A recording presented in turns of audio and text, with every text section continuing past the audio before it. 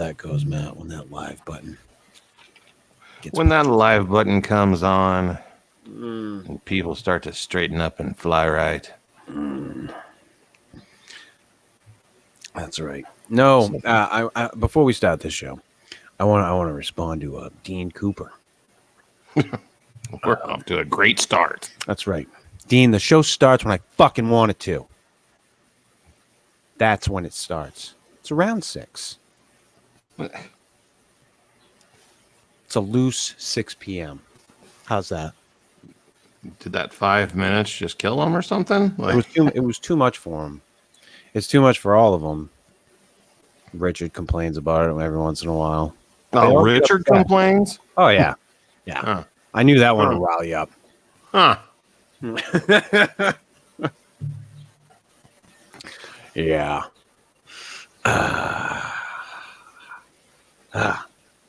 And before we start the show tonight, everybody, I apologize for the technical difficulties in last week's show.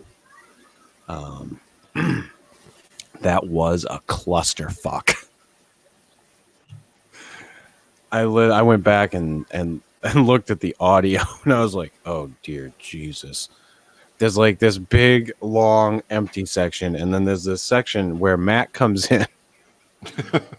Says, we are experiencing technical difficulties. Little Easter egg for you. Oh, God. Well, I didn't know what the hell was going on. Oh, Like, should I be here? Should I not be here? I mean, I was going to try to wing it, but I didn't know what was going on, if I needed to leave so you guys could come back on. No. As it turns out, just stay in the fucking thing. Yeah. Then I saw the clock just keep on ticking. Keep on ticking.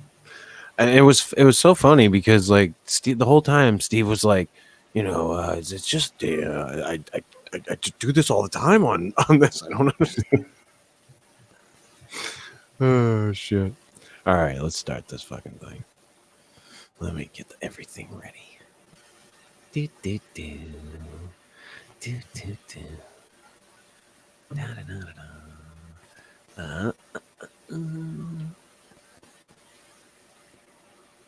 All right. If everybody can mute. Yes, sir. Yes, sir. Yes, sir.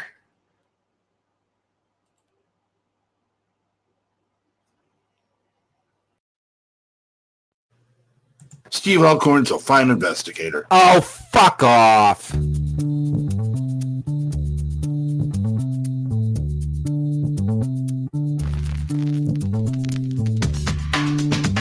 This is the Fortean Slip with your host, Chris York.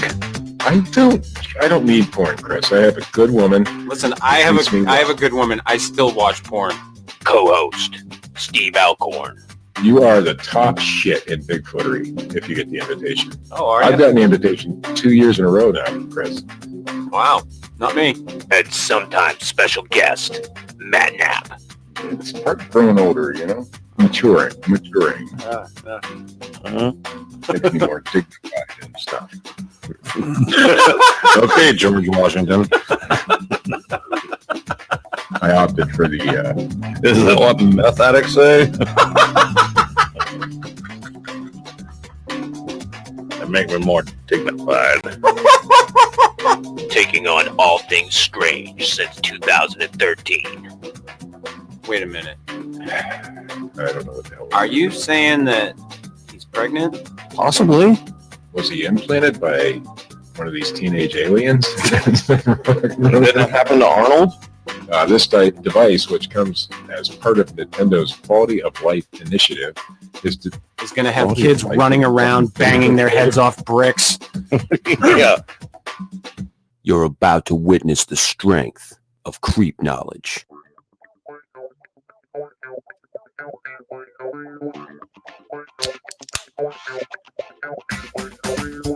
Good evening, and welcome to the Fortean Slip. This is episode 89. The Stayner Brothers. The Stayner Brothers. It's a tale. It's right, Matt. That's what I said.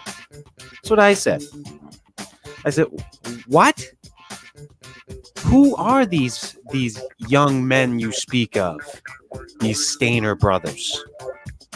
Are they wrestlers? No, they are not a tag team duo, Matt. In fact, if somebody made a tag team duo called the Stayner Brothers and based it on this story, I'm pretty sure that WWE would go the fuck out of business.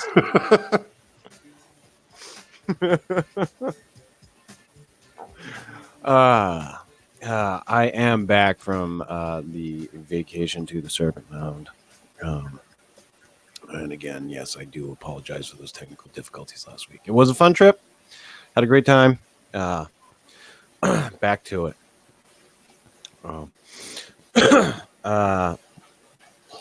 Before we get started, Matt. I wanted to address something, which I think you will. I think you're going to support me in this decision. This decision that I've made about a man who we created a contest for, basically. Alan Henniges. Yeah. Alan Henniges. I don't know if that's how you fucking pronounce his name. I really don't give a shit. Okay. A man who is hounded relentlessly. So many people related to this show, on this show, around this show. Matt, you yourself, Yes. have been under the gun, as they say, in the barrel. Yeah, like 7 degrees of Chris York. Nowhere's near getting to 7. Not even close. Where's the video? No video from Alan. Nothing. None. And I was in too good of a fucking mood to address it last week. Nothing. And Dean, this isn't a Dean. Fuck you. Fuck you, Dean. I wanted just a Dean Cooper video. I wasn't gonna fucking pick you, you prick. I told you I wasn't gonna pick you. Just send in a fucking video. God damn it.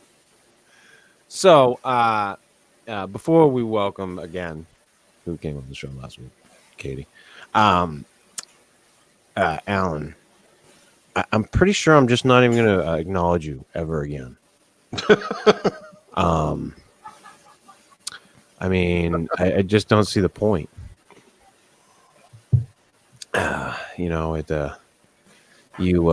You bring nothing to the table, literally. And it bothers me. And I think you'll support me in that, man. I do support this message. Good. So, say whatever you want in the chat, Alan. Or wherever on Facebook. And, I don't. But not in my... Yeah, don't fucking message me. Because if you keep doing that, I'm going to fucking just unfriend you or blog you. Because you get fucking annoying. I mean, I don't mind talking to Alan, but I if it concerns the Fortean Slip, which once again is not my show, and I have none of the decision-making power, just avoid that subject. We can talk about something else. Yeah. So, and back on the show in her producer capacity, which, by the way, Matt, I will say is pretty fucking good. Yeah, I gotta give her props for her first week, and maybe it's just because the story fit, what she wanted to do. probably. But I got a slew of information, and her and I have been corresponding back and forth. Miss Katie Evans. Whoa. Now, Katie, you dove pretty deep into this. Yes, I had a lot of fun researching it. It is quite the interesting story. 2 stories, really. Yes. So, as I told you, I know it's your first night really being on the show. If you feel comfortable, absolutely jump in. If I'm missing something along the way, tap me on the shoulder, something. I don't give a shit, but just let me know because you're Awesome. you're as well versed on this as I am. So, while I was on vacation, and I don't have regular TV anymore. I gave that up a long time ago. I haven't had regular TV in my life since, God, like 2007. So, whenever I go to a hotel or anything, it's, I'm stuck watching regular TV again. So I find whatever is amusing. And I had come across this 2020 episode called, was it Evil in Eden? Is that right, Katie? Yes. Okay. So I'm laying there in fucking bed. And it was right after the initial trip down, which was long. And I'm just kind of peripherally listening to the very beginning of this 2020 episode, and I'm like, oh, what, a serial killer and a kid, what? Like, this is right up my alley. Like, this is something I'm into. So I start watching it, and I am just riveted by this thing the whole way through. And there's fucking Bigfoot involved, which I had stated to you before. But the whole story starts in Merced, California, which is in Northern California near Yosemite. And now at this time, it's in 1972. Ken Parnell, who is an already once convicted child molester, who looks like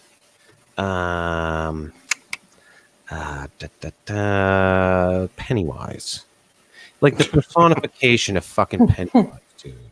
If you saw this guy on the street, and this is no shit, if you didn't tell me that he looked like what Pennywise should fucking look like,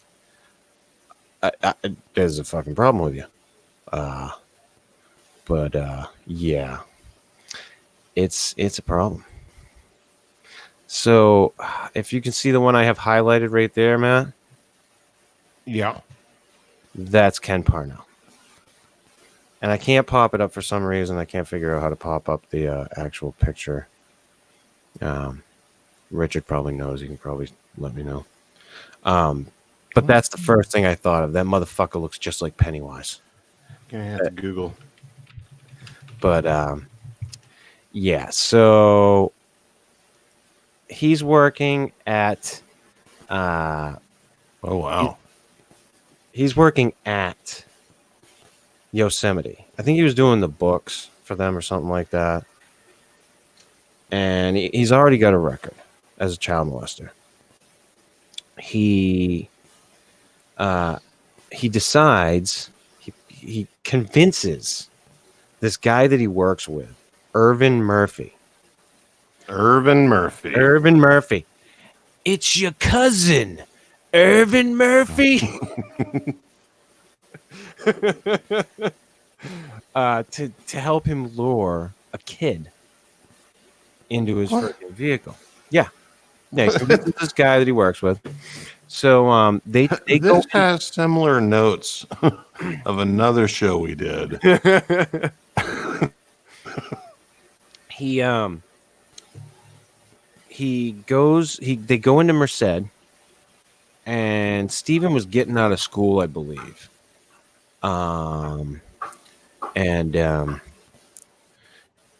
He gets the guy to lure him into the car goes to a payphone, comes back to the car, tells Steven, young 7-year-old Steven Stayner, that his parents don't want him anymore. Now, here's the funny thing about it. As I'm watching this fucking documentary, like crime story thing, he's, they're saying like, and Steven believes this because of his family life.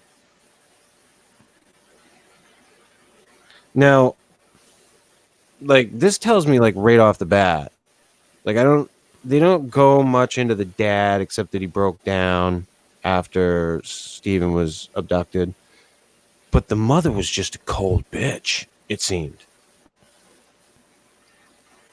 And I could be very wrong, and I don't want to say that she was in fact she was a cold fucking bitch, but it just seems to me that for him to like believe that right off the bat, that's some pretty weird family life.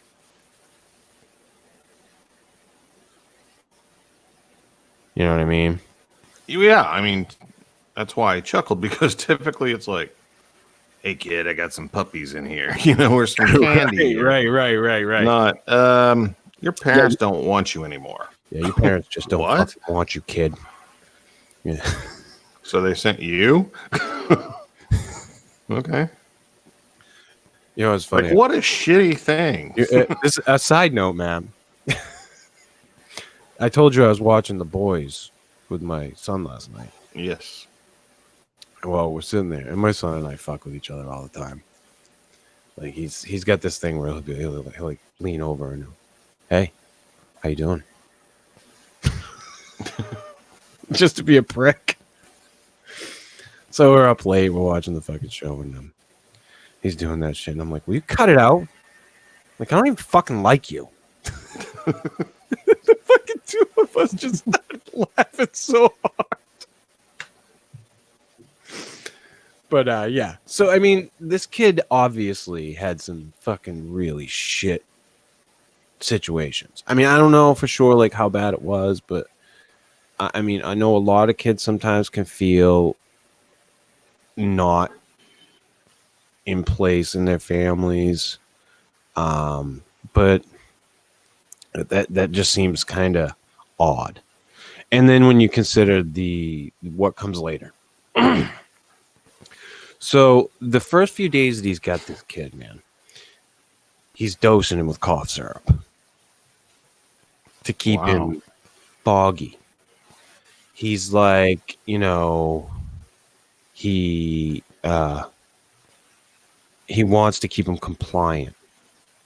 So I don't know if he was using like over-the-counter. I didn't look into it very much when it came to that, because I was curious if it was like scissor, if he was fucking doing like if he was. I'm pretty sure like Robitussin would have worked for a 7-year-old though. Yeah, but you never know, man. You never know.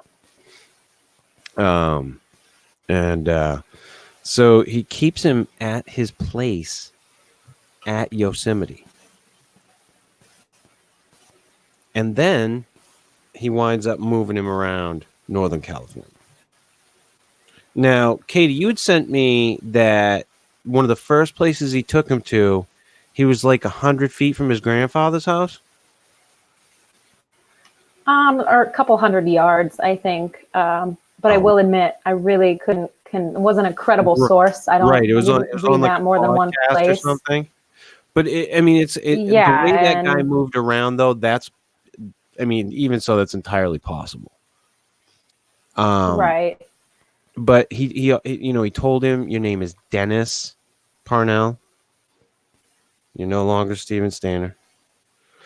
And by day, he was this guy's father. And by night, he was his molester.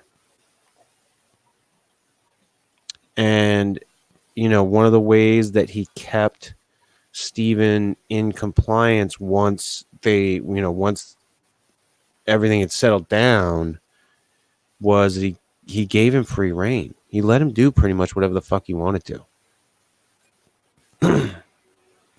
so he could, go out and do whatever he wanted to do. But one of the things that people said that they were so surprised that he didn't leave because he could go wherever the fuck he wanted to. But you get into that whole Stockholm syndrome thing, where people get conditioned. Well, as a kid, I mean, if he believed that his parents didn't want him anymore, and like this is his new life, it doesn't matter how shitty it is. Like, where is he going to run off to? Right. It was, it was really eye-opening listening to it.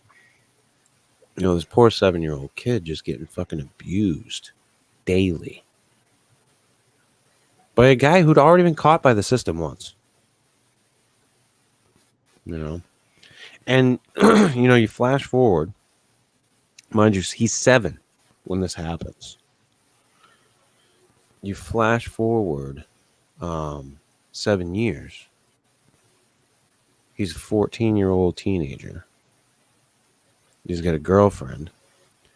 I believe like the abuse at that point was pretty much done because he could stand his own ground with Parnell. And it wasn't happening anymore. And he was, he was allowed to smoke. He was allowed to smoke pot. He was allowed to drink. He was allowed to do whatever the fuck he wanted to and come and go as he pleased. Well, it was at that point that Parnell decided to capture another kid. That's in 1980. And he paid a local kid to go with him and find a boy. He gets a high school kid to do this shit for him. What the hell? Yeah. He gets 5-year-old Timothy White while he's walking home from school. And brings him back. And for 2 weeks, Steven sees what this kid's going through. And he knows what's ahead for him. And he takes the kid on March 1st, 1980. He takes off with Tim after Parnell goes to work, and they hitchhike to Ukiah, California.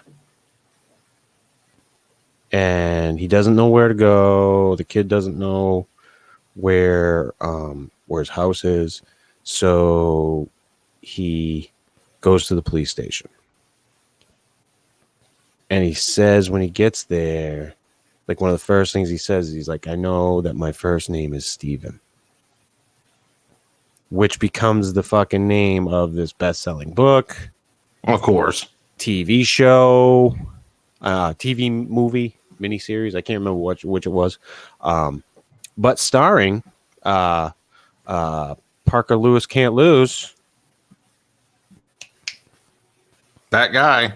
I can't fucking remember. Parker Lewis. Parker fucking Lewis. Apparently he can. It has overtime.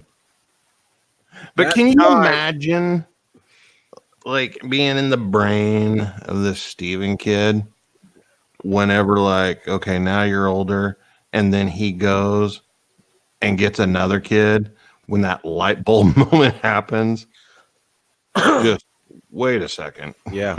So this kid's parents didn't want him either? Yeah, and well, not only that, but just the abuse, man. Like he knew what that kid was in for. Yeah. And so, he saved that kid's life. I mean, he one of the things that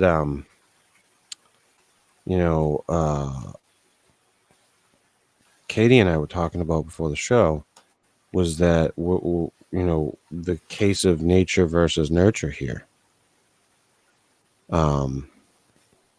And I said, it's weird though, because sometimes bad things that happen to people change them in good ways. So it's it's hard to make those arguments sometimes. Because sometimes people who grow up in shitty environments make better of themselves. So it's just a weird thing. How in different ways, like in different situations, somebody like Steven Stayner, who's abused for so long, just goes on to abuse. Right. And if he already had this weird, creepy life that he had, obviously there was something fucked up going on in the Stayner house. And Katie, you were saying that there's implications that maybe the uncle had molested him before he was even kidnapped. Yes. His brother later on was very adamant about saying that he and both of his brother had been molested by that uncle and warned their cousins to stay away from that uncle. And I don't think Stephen ever talked about it, but his brother Carrie did. Yeah. And I mean, he goes through all of this, and he winds up coming out of this. He's a celebrity. He's everywhere. He's on TV. He's on newspapers. There's a fucking book. He's everywhere. And then he goes back to school, and they fucking tease him because he was fucking abused by a guy. Because kids suck. Yeah. Yeah. We all know we were kids once. Kids suck. And, so here's this kid that's back. Well, then you have Carrie Stayner. Now, Carrie Stayner, who's his older brother, kind of an odd kid, was a cartoonist, really talented cartoonist, by the way, man. If you ask me, like, he could have done some really cool cartoons, had he not done what he wound up doing. While Steven's coming home and there's all this adulation, I'm watching this thing and they keep pointing out all of these, pictures and photos and video where there's all this adulation. Steven's home, all these people are happy, and then in the background you see Carrie, and Carrie's just stone-faced, like, just, it's so weird. Now I don't know if that's an effect thing, but it does seem appropriate when you go down the road. So Steven winds up getting out of high school and getting married eventually. He gets a bunch of money from like the book deals. Not a bunch of money, but a chunk of money from the book deals and the friggin' movie. I think he even had a bit part. Yeah, he had a bit part in the the TV movie there. I think my first name is Steven, starring Parker Lewis. And he blew all that on like drugs and shit. But then he wound up getting married and having a kid. And anything you talk to about it, anybody talks to his wife, she says it's miraculous how open he was about everything. This is who I am. This is what I went through, and how good of a person he was despite all that. And then was at the age of like 24, 25. He's driving a motorcycle and gets fucking hit by a truck or a car or something and dies. What a shit life. and one of the pallbearers at his funeral, Matt, little Tim, age 14, saves this little boy, dies in his mid-20s. Gone. What the fuck? Like, Now before all of that, he's got to testify against this guy that fucking, that had him. right. This guy winds up getting out again How? later on and doing the same thing and getting caught again. Yeah, he was in jail less time than what he had Stephen in captivity. Yeah. It used to be really easy to be a criminal. Yeah. Well, here's the thing, and this is fucking this is a blanket thing. I hate blanket statements, but this is a fucking blanket thing. And in the past, they treated fucking molestation like it was nothing, like it was fucking nothing. Like, oh, it's just like he patted you on the shoulder, but he had 2 fingers in my pussy. It's okay.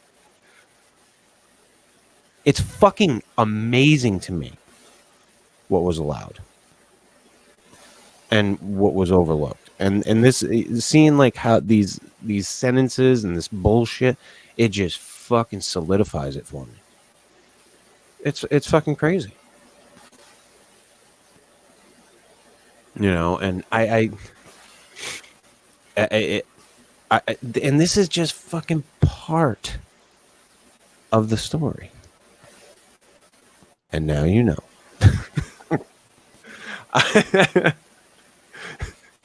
Be a great tease. And next week, no, everybody fucking just look it up. So now you have Carrie Stayner, who is, well, not good, Matt. As Katie was talking about earlier, abused by his uncle, winds up living with that uncle. Huh? There's suspicion that I guess Katie was saying that he may have killed that uncle, and in fact that may have been his first murder.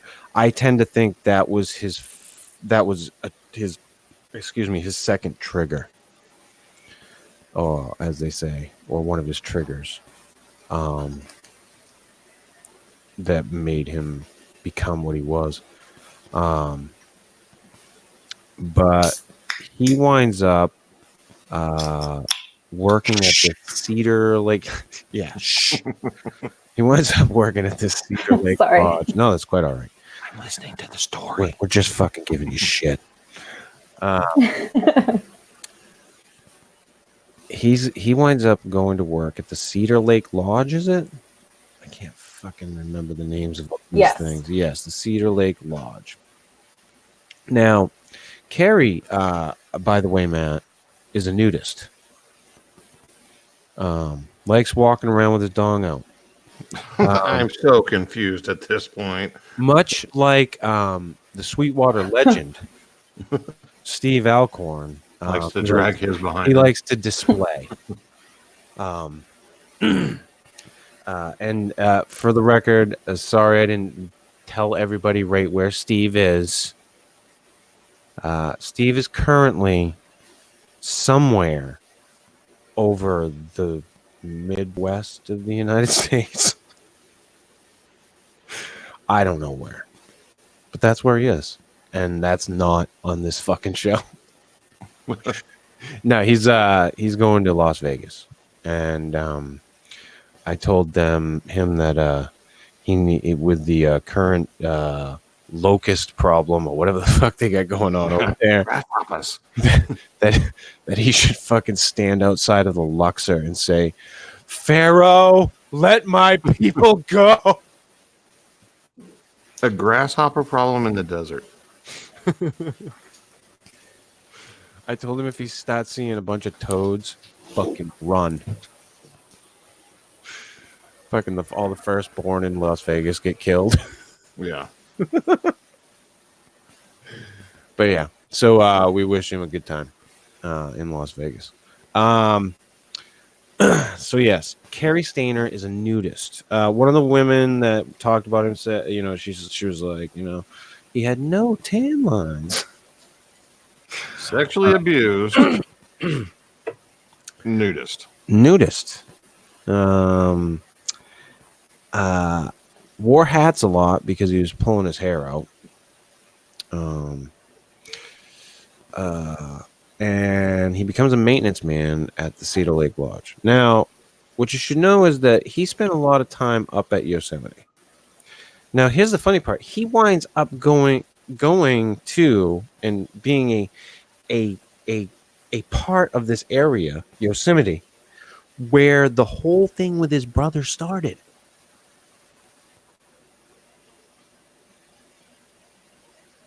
And he's working up there. Wasn't he part of like a nudist group up there, Katie? That he hung out? Yeah, but I think it wasn't all that close to where he worked. It was a little ways away, but he went there often. Yeah. And he used to go up into Yosemite and get fucking stoned, and he had a Bigfoot encounter that he would talk to people about incessantly.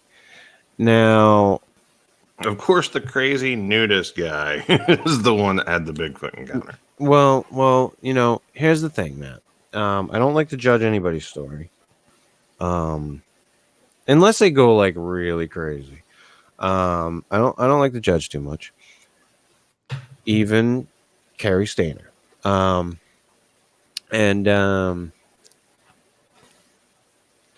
Katie had found his his story, and it was a relative of his that, so it's secondhand, but said that he would like to add as a family member to Carrie Stayner. As long as I can remember, Carrie was out running and climbing mountains. I remember when he first told me and my brother of what he had seen. He would go very blank in the face as if he was being very serious or like somebody was watching him. He would tell us about the smell the creature had and that it was a lot bigger than him. We were very young, but we knew he wasn't playing a joke on us. I remember when I went to Camp Green Meadows in the 6th grade, he told me to stay close to all the teachers and no matter what, don't go out at night. He never really seemed the same to me after he saw Bigfoot. So to me, maybe that's what drove him mad. You never know. Okay. But I don't know his exact. Was there any more on that, Katie? Not too many specifics. His cousin, the female cousin, this relative that wrote that was a male. Didn't he say he saw it on the road? He was in it like his, he had some type of expedition or some fucking vehicle. I don't fucking know. I don't remember too many specifics. Yeah, I have to go back. And the funny thing is, I've watched and gone through this stuff a million times. At this point, like not a million times, but so many times, and I can't believe I can't remember what the fucking vehicle was, or how the sighting, how they described the sighting went. But he saw this thing and he wanted to tell people about it all the time. Like he was constantly trying to relay this to people after it happened. And then he starts, having these thoughts about killing women. He's up working at the Cedar Lodge, and he started. He was going out with the girl, and she had kids, right? Yes. And initially, Matt, he was going to kill them. But I can't remember. Yeah, initially he was going to kill them.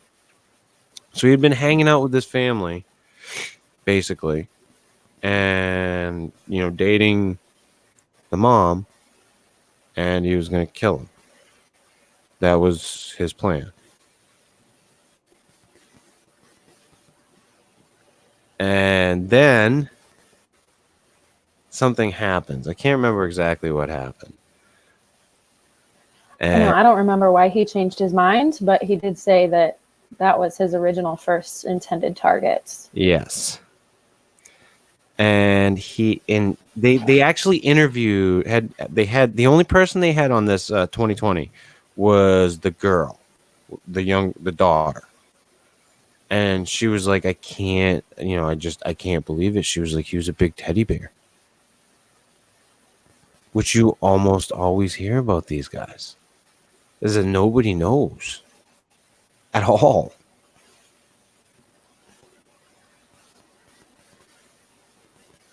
And so he sees that there's these three girls, a mom, daughter, and the daughter's friend who is from another country. That's like an exchange student or something. So it's Carol's son, her teenage daughter Julie's son, and her friend Silvina Peloso. I think she's from Argentina. Yes. All right. Yeah.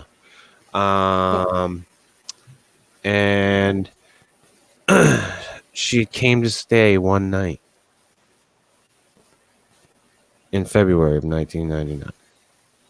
And that night, he talked his way into the room saying that he needed to get in there because there was a leak in the room upstairs. And at first, Carol said no. She was like, no, you know, the girls and I were already in our pajamas. No, there's nothing here. And, you know, he insisted. And she finally let him in. And, you know, he had said he was going to move into another room. And he needed to go into the bathroom to check on the leak. And he goes in and he pulls out his gun and turns around. And I think he murders Carol, like, he moves them around, but murders Carol, like, right off the bat. And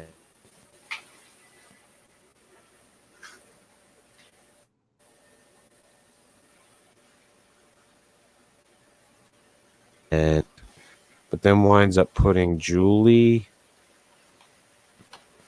or I can't remember if it's Julie or Silvina in the bathroom, because Silvina fought. She fought like fucking crazy, and Julie was more.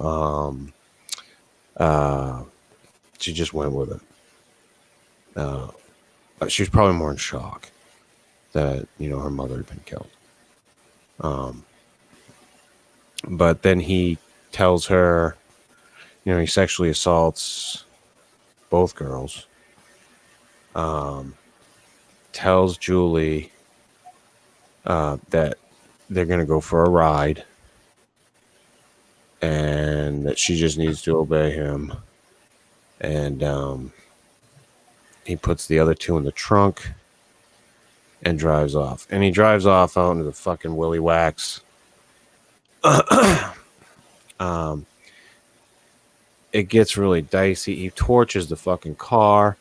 I've watched this fucking documentary twice. Maybe you can clarify this one for me, Katie. I can't remember where Julie's body gets found. Somewhere in the woods, leaning up against a tree. Yeah. Because he kept her alive a little longer than the other two. Mm-hmm. And he went back a couple days after to torch the car. Oh, did he? Because Yes, I know he walked a day or two in between. I know because I know that he walked back into town and got a taxi, and got Yes, and ditched Julie's wallet in town. Yeah. Yeah. So basically, and he basically left no evidence. Like very little evidence in this crime. And they were just like baffled because at first, like, they didn't know, there was nothing reported.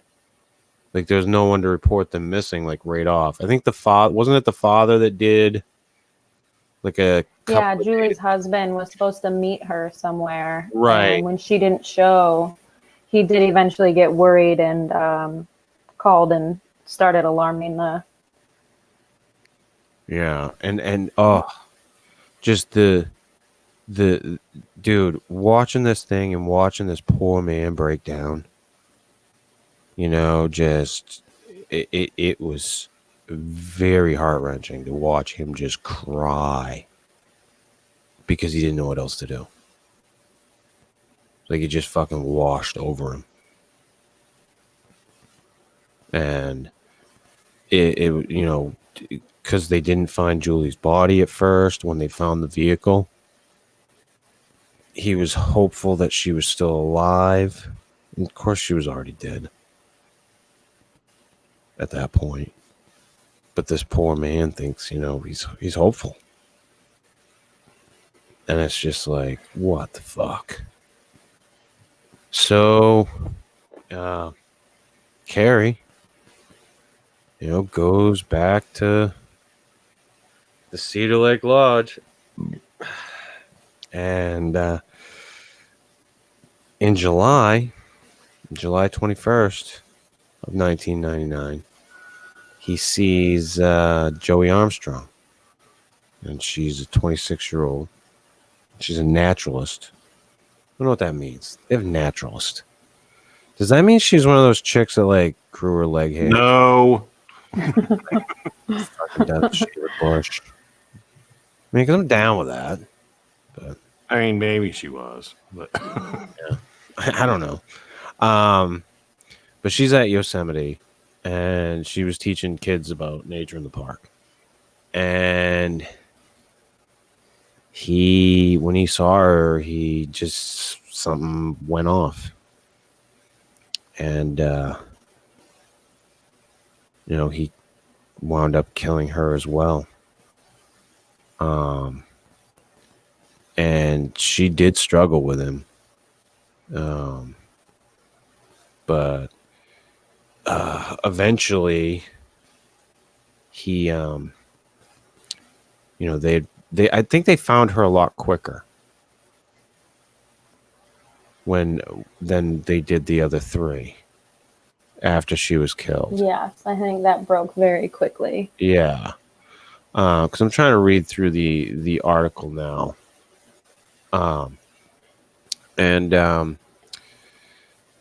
They wound up, because his vehicle had been seen in that area, they wound up talking to him up at the nudist colony.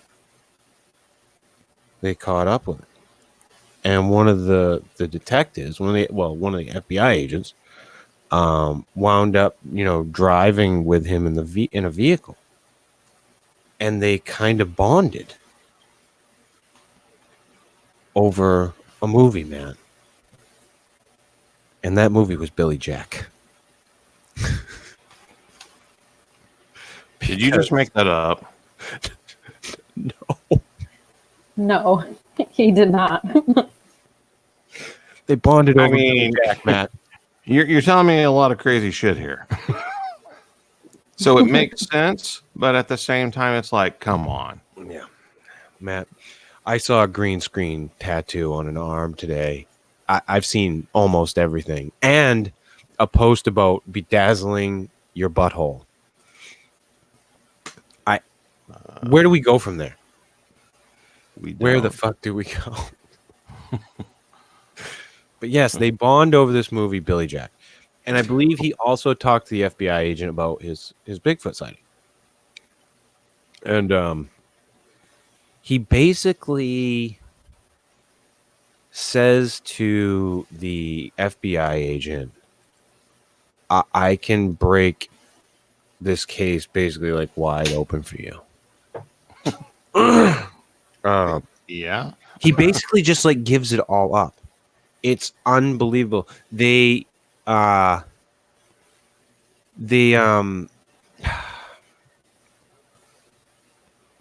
bond over these things, and then he gives it all up like he just wants to. When you listen to the audio, and I can send you this 2022 because Katie found it. When you listen to this audio of this guy telling everything that he did, you're just like, wow, it's so forthcoming, and it's in the way that he talks about, how, but I want you to know she was very compliant. She it's like, With death. oh, okay. you killed her, dude. It just his demeanor is very strange, and it was just so. I thought it was strange, though, with how forthcoming he was. He did keep insisting that he did not torture Julie. And that ended up being not true at all. But he always insisted that I didn't torture her. I didn't torture her. Huh. That I didn't catch. Yes. But He yeah. was forthcoming about all the gruesome details, but not that. Wow. But yeah. So Matt, you start out with a 7-year-old who gets abducted by basically an evil man. Yeah. I hate to put good and evil labels on things, but and becomes a hero after years of abuse. Dies. Tragically. Almost Robbed of life. Yeah. Just way too soon after he gets his life back. All of which is experienced by his older brother. Right. Who probably grew up in a very strange home and goes on to murder 4 women in just a very it's just disgusting. Claiming to be a victim himself. Yeah. So like he witnessed the tragedy of his younger brother. If his claims were honest, he too was a victim. And then he starts killing women. Yeah. Like, yeah. This is one of those times where it's like, we've talked about this before, like the interest in, serial killers, not, just people who commit these heinous acts, not understanding how they can do it. And this is one of those cases where I just can't understand why this guy would flip that switch, Yeah. Unless maybe it was he, something about being in control or something where he hadn't growing up. I mean, I don't know. What the fuck? Yeah. I was riveted to the TV. Like I haven't been in a while with, something like that, like a 2020 or like a Dateline or something like along those lines. You know what I mean? It's been a while since one of them has caught me like that. And it was very engrossing as every step of that story. It's like, what the fuck? How did this go from here to there? You know, what fucking bizarro world did we step into? Right. So, it's a sad story. It's a horrifying story, and it just makes you question. You know, is there good? I mean, the fact that he like went and got a job at Yosemite and spent time in the same area that happened to his brother, that's weird. Yeah. Like most people would have like, I'm never going to that. His fucking story place. ends. His story ends where his brothers began. It's crazy. It's just I it took me on a fucking ride. I'll tell you that. I bought the ticket and I took the fucking ride. There's few things lately that catch my attention and draw me in that way where I intentionally go down these roads and keep looking at it. And this was one of them. And what was the other little boy's name? Timothy White, Yes. the second child that was kidnapped. Yes. Well, let's just bring it full circle and add to the story then. And that agent that Carrie confessed to was Timothy White. I mean, that's the only thing you could add to the story, you know? I believe Timothy actually died already at the age of Actually, 35. yes, he died fairly young too. Yeah. Jeez. Yes. Yeah. Tragic all around. You know, it's weird, dude. Because, you know, you and I, we look at each other and we go, we're in our 40s. Yeah. That clock's just a ticking. But dude, and we, like you said, we have talked about this many times. Is this serial killer thing? Am I fascinated for the wrong reasons? Like, you ask yourself those questions. Am I fascinated about this for the wrong reasons? But I always go back to no, because I can't understand it. And I don't want to understand it so that I can do it. I want to understand why it is that those people can, because I don't have it in me. Not to just do it to do it. Like if somebody was being, you know, hurt or I'd protect someone, that'd be a different story. But, you know, like one of my kids or something. But to But, just like, go if out you're and kill people. Yeah. And like going, I mean, it's not just the act of killing, it's being so shut off that a young woman, you know, a child can sit there and plead, crying, begging you not to do this, and it doesn't affect you and you still do it. Yeah. You can torture a person while they're doing that. And they don't see him as people. They don't see anyone as people. That's the weird thing usually with them. They don't. A lot of them just don't have any empathy.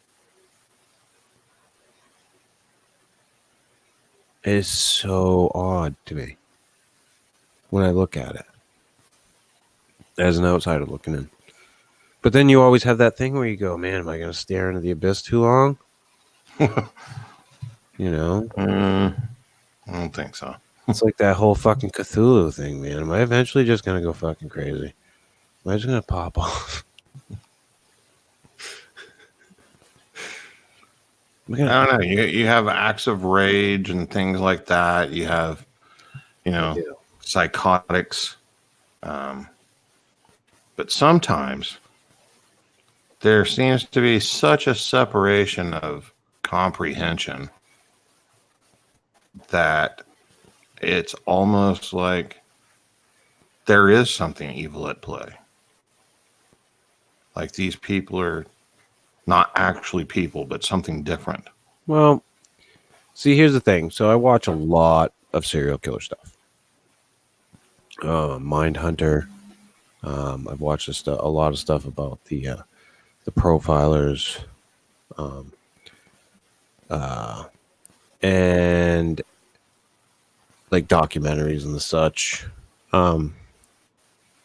And the thing that you have to remember is that these people didn't start that way all the time. Like there are people that are born and they have these tendencies, but like the people that can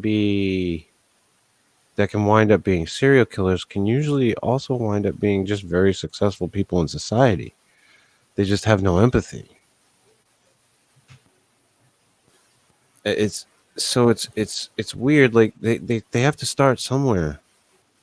And what is it? You know, and usually it's trouble in the home. And I hate this. It almost always stems back to the mother. You know, Friday the 13th and fucking and Psycho were not far off, motherfucker. No, Jeffrey Dahmer's mom was crazy as shit. You know, it goes back to the moms. You know, so moms, you know, fucking keep that shit together. Hold it down. You know, I mean, if you don't want serial killers, keep that shit together. You know, I know guys also, the fathers do have an impact, but from what I can tell in the things that I've noticed, it's a lot of it is tied back to the mothers.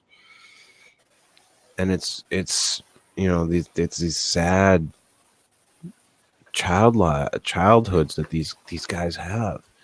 You know, you look at Ed Gein, you know, just a completely overbearing mother. You know, when she was gone, what did he do? Holy fuck. Yeah.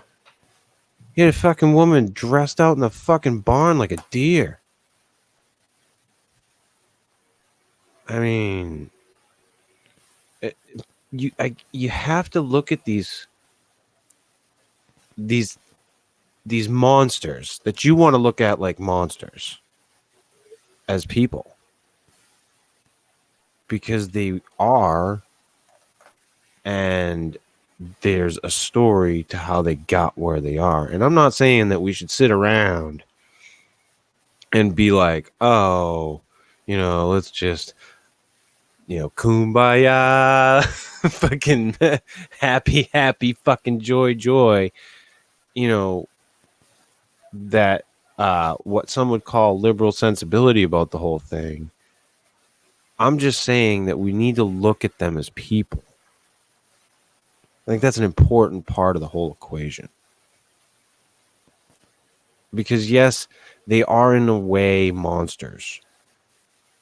In that their actions are monstrous and horrific. But they are also people. And we should understand the people. It's scary understanding them too. I mean, like, you know that. Looking down that fucking black hole. Fuck yeah.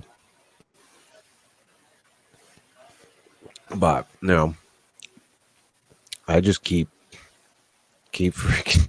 I just Keep staring down it. I just keep getting fucking dragged into it by you know, my own curiosity. You know, they say curiosity killed the fucking cat, man. And it might do that for me. So I don't know. I don't know if it's a weird fascination. I'm willing to fully admit that it could be, and I'd be willing to accept that. Like that maybe I'm too over interested in serial killers. No, I mean it's I'm not Jonathan Davis deep. the books and the documentaries and the TV shows are all out there for a reason, because there's a huge commercial market for them. Oh fuck yeah. I mean, everybody I know, not literally, but figuratively speaking, is interested in serial killers. Yeah. You know, a lot of people are interested in, like, you know, especially myself, like the whole like mafia thing as well. And like my interest is similar in that because my interest is there because I can't imagine somebody living that kind of life. Like how do they live that way? Oh yeah. And you know, a lot of those guys, you know, You paint killers. houses. Yeah. I mean, how do you have, like, you know, a lifelong friend or something, but like, he might rat, gotta kill him. Yeah. You know, it's a fucked up world, man. As somebody once said, and I think it's a great statement. Life is hard for everybody. Being alive is a hard thing because it's very easy to end it. It's very, very simple to end it. So to stay here. It's a harder thing to do. And to live is a hard thing to do. Because we all have shit. Everybody's got shit. But you trudge through. And you know, I don't know. Well, we have our emotions that, you know, dictate a lot of our actions. And whenever those emotions get extreme or fall under extreme pressure, we start to act and say things that are very irrational. Yeah. You know, every guy has been there. I'm sure every woman has been there as well. You know, whether it's, you know, during a relationship or whatever, we've gotten angry and said horrible things to somebody that, you know, any other time we wouldn't say and don't mean, but you know, at that moment we're so buzzed emotionally that like that's all. It's just impulse, right? And there are people out there that live in that zone, day to day. It's just where they exist, and that's scary. Yeah. Yeah. I don't know what the answer is, how to fix it. I don't know if there is an answer. Well, then, like you also, you know, you touched on this earlier. These monsters can also just sit there and live normal lives in society without anybody ever knowing until they get exposed somehow. Yeah. I mean, they're very good at being chameleons. That guy that sat there as a murderer and exposed himself and, you know, gave up all the goods was talking about a Billy Jack movie, you know, like that was his connection or whatever. But like, you could be sitting next to a stranger somewhere having a conversation about a Billy Jack movie, you know, and have no idea that they've just killed a family of people. Yeah. And like I said, most of these, when you talk to most people who interacted with these serial killers, they'll say he seemed like such a normal guy. And by the way, mostly guys. Very rare do you find a woman serial killer. Very, very fucking rare. Which may mean they just get away with it. It could. With men, there's almost always a sexual component. Not always, but almost always. With women, of course, there isn't. But it's except with what was her name? That redheaded chick. No, Eileen Wuornos. Yes, her. And the only reason that it was sexual with her was because she was a prostitute. But it's they're very very interesting studies, interesting people to look at, and it's just it's a rabbit hole. It's a fucking rabbit hole, and it is that abyss, dude. It's that abyss that you fucking stare into, and you stare into it, and you just go, "What the fuck?" Especially when you start looking at real cases, like real people that really existed. Albert Fish was a fucking guy, a real guy. He ate children. That shit happened. Yeah. Jeffrey Dahmer had a guy escape and get onto the street, and the cops were there, and he convinced the cops to let the guy come back in the apartment with him. The guy was all fucked up because of what Dahmer had done to him.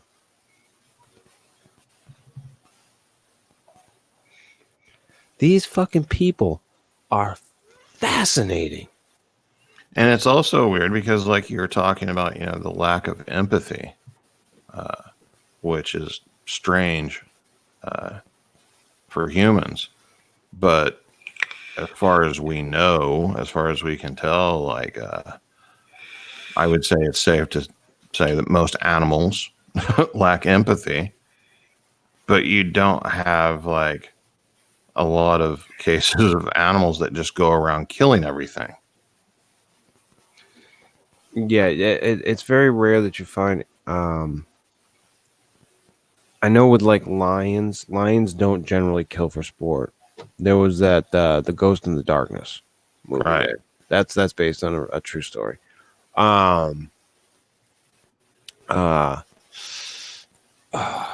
There wolves will do it. Wolves will kill for sport. And I'm all about nature. I'm all about, everything being natural and everything having its fucking place. But can we stop with the fucking wolves, people? Yes, they look like dogs, but they're not. They are not dogs.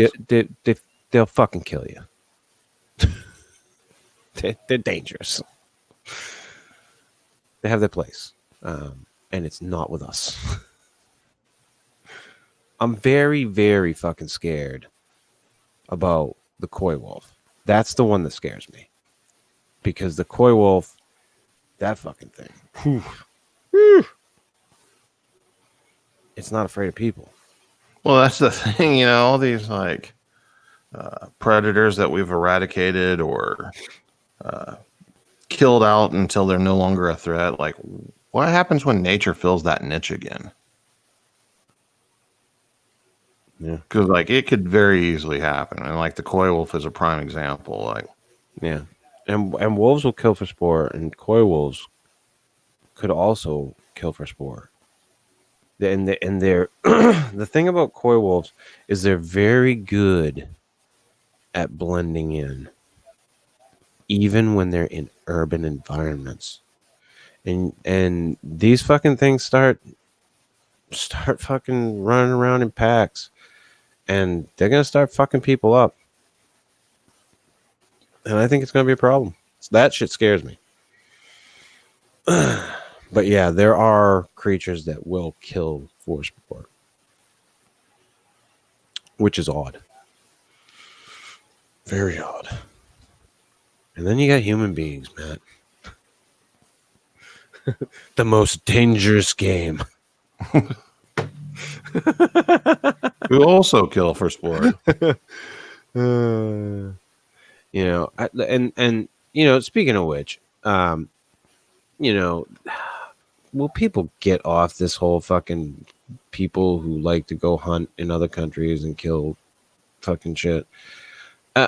For the record, like a lot of those people that do that, they do that because that helps the economy in those countries. And that money goes to conservation. Like the people that live there, they do that shit. This is not being done in a bad way. Like, but everybody's like, "Oh, I killed this poor creature." Like, usually, like a lot of times, like these old rhinoceroses and shit, they like fucking will bully the shit out of fucking everything. They're just a menace. So they fucking people pay exorbitant fucking amounts of money to go over and shoot a fucking thing, and it helps a bunch of people out. So chill the fuck out. Christ on a fucking pony. They act like it's the end of fucking everything. God damn it. Matt, counterpoint? I don't have one. I cannot counter that point. I'm sorry. I watched Airplane with my son. Because why wouldn't And you? his jaw just drop open. Like, he allowed this? No.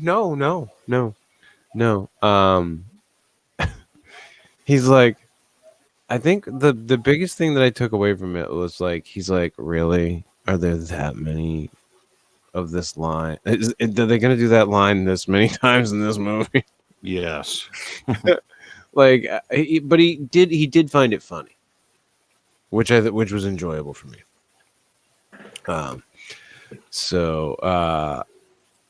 But yeah, I don't think he thoroughly enjoyed it, but I think he got a chuckle out of it. You know, it was better by the end of it. He was like, "Okay, all right. You know, it was okay." But God, you remember the first time you saw Airplane? Oh, yeah. You laughed your fucking ass off. Oh, yeah. It hurt.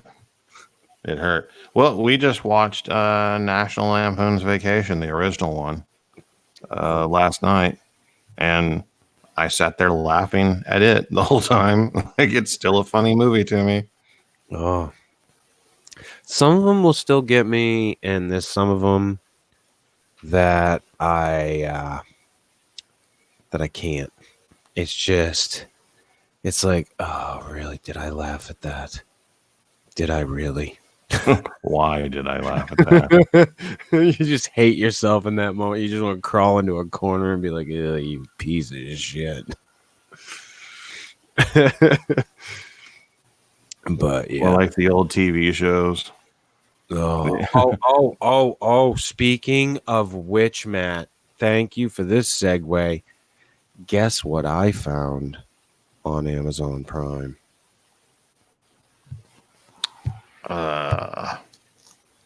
Magnum PI. The original?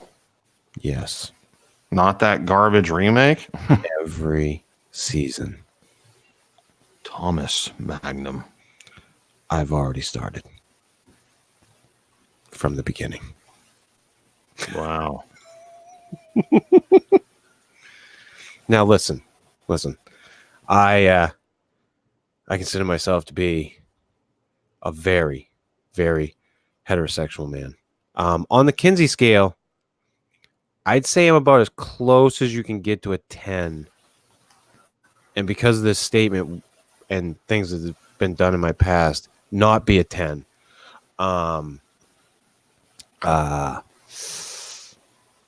If Tom Selleck said, yeah, I'd That part of not being a 10 have to go.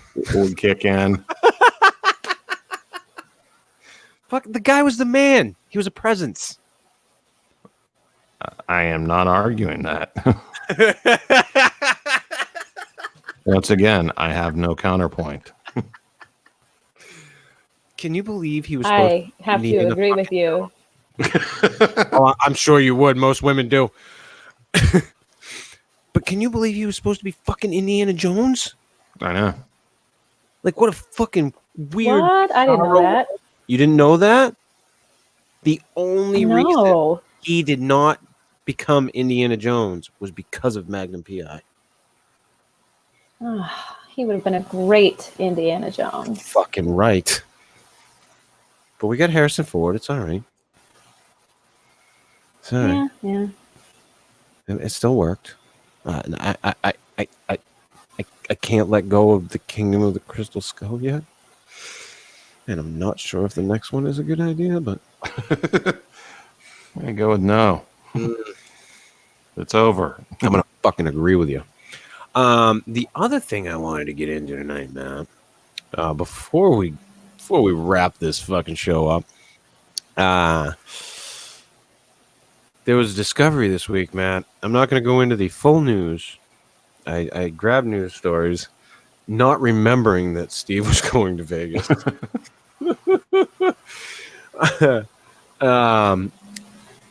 There's something that was found this week by the FBI, Matt.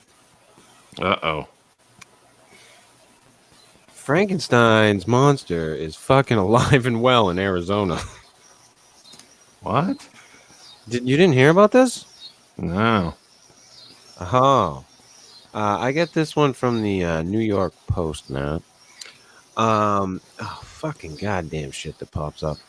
Buckets of body parts, a cooler filled with male genitalia, and a woman's head sewn onto a male torso like Frankenstein were found by FBI agents during a raid on an Arizona body donation center.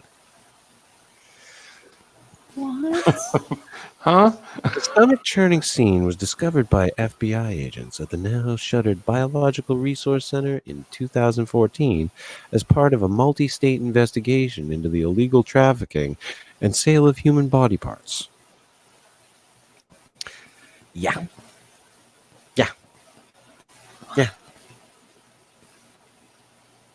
What? They were supposed to be like actual research and stuff, and they were just like cutting them up and sewing them together. They were all willy-nilly with that shit, man. We're doing research. throwing If a you want to dick give on us your here. bodies. Sewing a head on there, you know. It's Penis Man. Da, da, da. A bucket full of male genitalia. Yeah. It sounds like a bachelorette party. Well, I can't argue. A bucket full. Or one of those fucking toy parties. That's a strange measurement for male genitalia. A bucket full.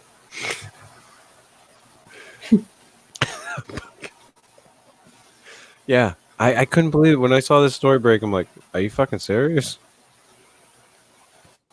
Really? They seriously fucking found this? It was out of this fucking world. Oh. But anyway, we're going to wrap up early tonight because Matt Somebody has a prior engagement. They transgendered hooker in an alleyway.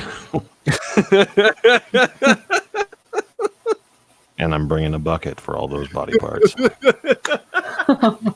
I want you to know that Matt is trans friendly. I am. Absolutely. Katie, how'd you feel on your first show? Good. I was a little bit nervous, but this has gone well. Yeah, once you get used to it, you get settled right in. It'll be fine. It'll be all good. That nervousness. Once Steve Steve gets was back also and we've good. got somebody to bash on, it goes much better. You'll be perfect. But yeah, much like Steve being nervous on his flight, you were a little nervous on your first flight. So, Yes. yeah, no, I think you did very well, and the all the stuff that you sent me was great, and no, you delved right into this one, and I don't know if it's just because it was something that was interesting for you, but some of the stuff you found was just great. Like I said, the fact Well, that thank you. I had fun doing it. yeah, it was great. We were going back and forth about it a little bit during the week, not like a shit ton, but we did. You'd find something, send it to me, I'd comment something back. We really went down a rabbit hole with that one. So It was a good story. great. Yeah. Oh. So this has been the Fortean Slip, episode 89. The Stayner Brothers. They're not a tag team wrestling partnership. Could have been. I don't watch fucking wrestling. I'm not in on the lingo. I not the Pepsi can dick drilling fucking Bubba the Love Sponge's wife thing, like his ring action. You like the Tag team. Got it. I was like, where? Hit the little thumbs up button. If you don't, hit the little thumbs down button. Leave a comment. Comment, people. Comment. Subscribe. Check us out on Anchor.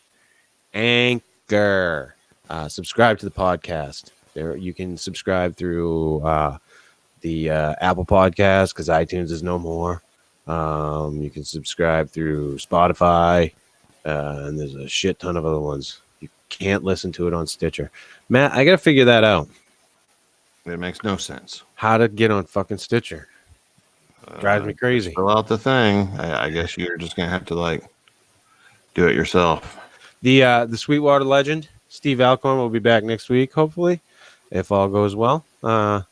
There's a plague of grasshoppers in Las Vegas, so I wish him well. I hope everything's good, and I hope he comes back from that wonderful trip. I hope he has a good time because I know we had talked to him, and he's never been on a plane.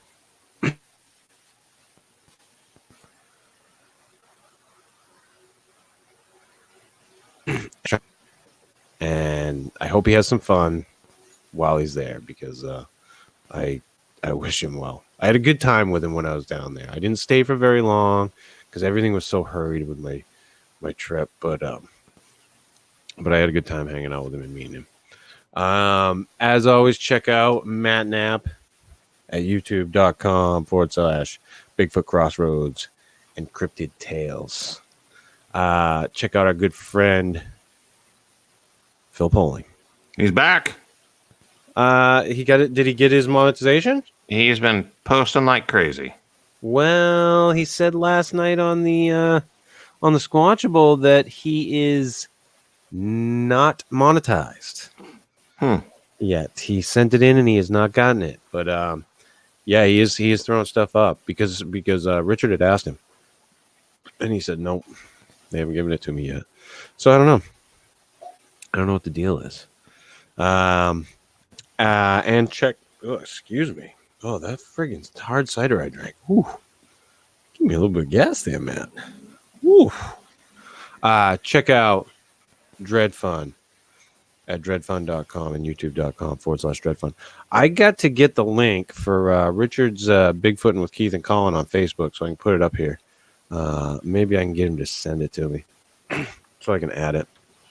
And so that I can put that up there. But go check out his comic strip, Bigfooting with Keith and Colin, on Facebook. He has a group for it. He posted all the time. He said he didn't know if he was putting anything up this week, but he's always making something and throwing it out there. The one that tickled me was the comparison one he did with all of Fred Dunn's Bigfoot, and then he did all his. That one made me chuckle. So kudos to you on that one, Richard. Couldn't pick a winner on that one. And every once in a while, the gloomy psychic does make me laugh. Every once in a while. But yeah, go check out Richard at on Facebook, Bigfooting with Keith and Colin. And we will be back next week. I'm not sure what road we're going to go down from here. We get the Min lights. What was the other thing that I talked to you about? Oh, the something in the desert. The Atlantis. The Atlantis of the desert. So I will confer with our new producer, Katie Evans.